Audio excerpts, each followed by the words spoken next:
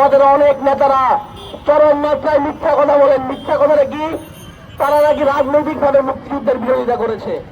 চরম মিথ্যা কথা।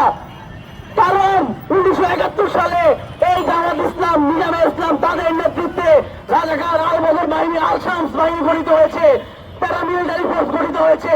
যেই প্যারামিলিটারি ফোর্স আমার দেশের বুদ্ধিজীবীদের হত্যা করেছে, আমার জগন্নাথ হলে আমার বুদ্ধিজীবীদের হত্যা করেছে, আমার সারা দেশে আমার নেতাকর্মীদের, আমার সাধারণ মানুষকে, আমার কৃষক মেহনতি মানুষকে হত্যা করেছে। তারা শুধু বিরোধিতা করে নাই, তারা সক্রিয়ভাবে গণহত্যায় জড়িত ছিল। এবং এই কারণেই যখন মুক্তিযুদ্ধের প্রশ্ন আসে তখন তাদের অস্বস্তি হয়।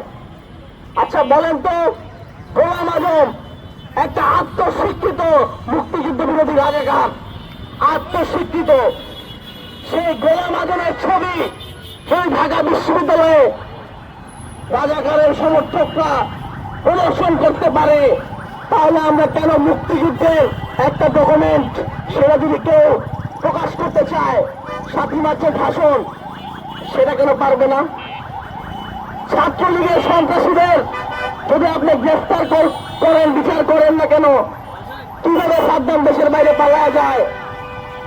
আর এই যে মব, এই মবের মাধ্যমে ছাত্রলীগের সন্ত্রাসীদের দায় মুক্তি দেওয়ার চেষ্টা করা হচ্ছে।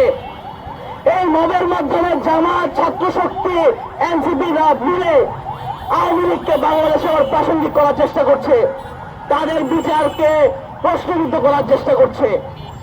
একটা ছাত্রলীগের সন্ত্রাসী, যে চিহ্নিত সন্ত্রাসী, তাকে যদি আপনি মব করে মেরে ফেলেন, তার কাছে যদি কোনো গুরুত্বপূর্ণ তথ্য থাকে, সেই সময় সেই তথ্য কি আপনি পাবেন? পাবেন না।